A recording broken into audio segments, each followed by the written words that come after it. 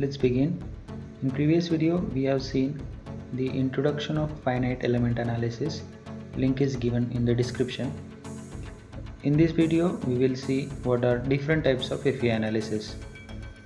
First of all, we will list out the names like static analysis, dynamic analysis, linear, non-linear analysis, implicit and explicit analysis, buckling, modal analysis, thermal, optimization, fatigue, NVH, and several other product-based analysis. We will cover these topics in different parts. In this part, we will see what is static analysis, dynamic analysis, how static analysis can be linear and non-linear, also how dynamic analysis can be linear and non-linear. We will also see the different types of non-linearities like material non-linearity, geometric and contact non-linearity.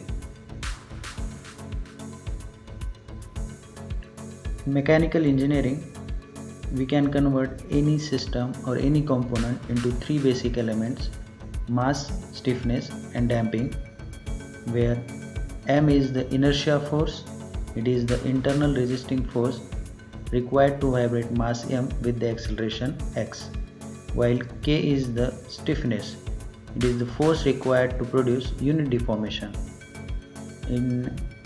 It is generally represented with spring symbol. It is of two types, translational and the rotational stiffness. Also, C is called the damping. It is the energy loss. In simple words, without the damping, any system will vibrate like forever. It is also of three types: viscous damping, structural damping and the friction damping.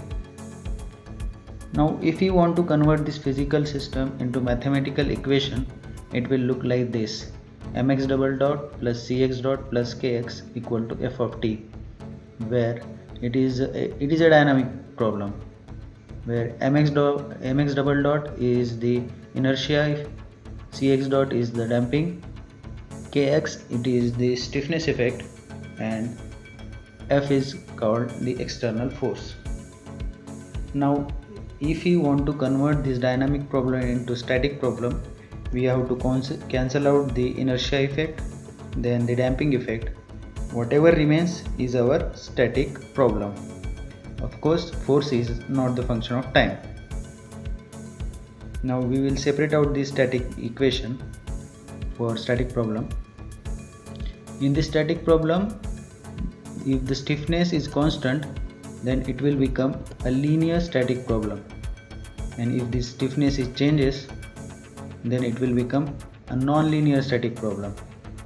This change can be of three types: material, or because of material, because of geometry and because of contact.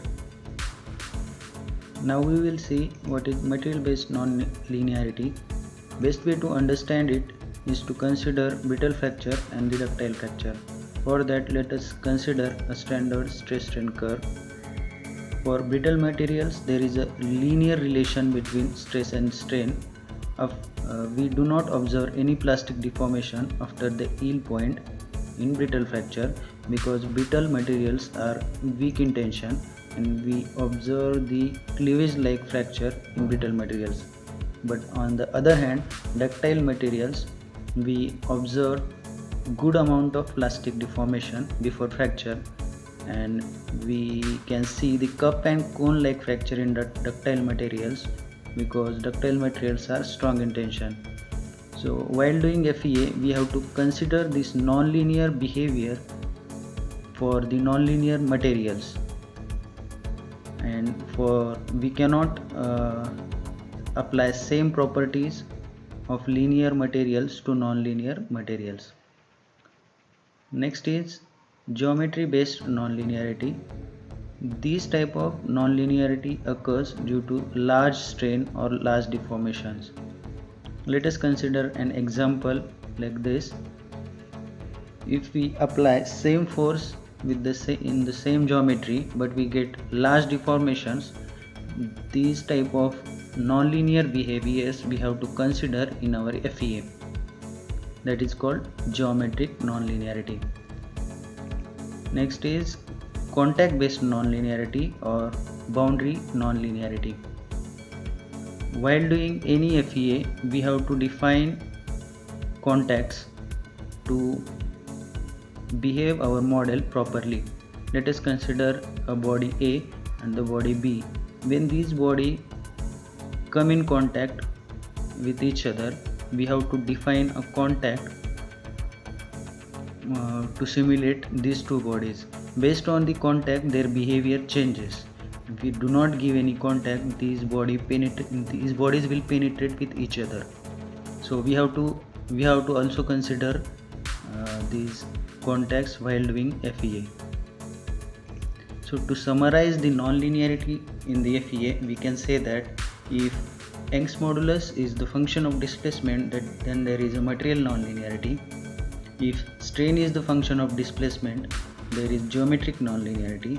And if the boundary condition is the function of displacement, then there is a contact nonlinearity. Now we will see the difference between static, or we can compare the static and the dynamic analysis. So in static analysis, force is not the function of time, while we have saw that force is the function of time in dynamic analysis. In static analysis, displacement is static. In dynamic analysis, displacement is the function of time and frequency. There is no velocity and acceleration in static analysis, while in dynamic analysis, velocity and acceleration develop due to variation in displacement, and these damping force and inertia force develop due to the velocity and acceleration. Solution time required for static analysis is much lower as compared to the dynamic analysis.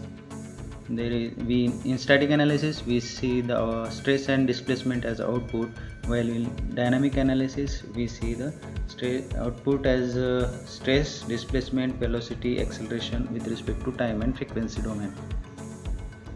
So if you like this video, please thumbs up, share, subscribe, and please do not forget to press the bell icon. Thanks for watching.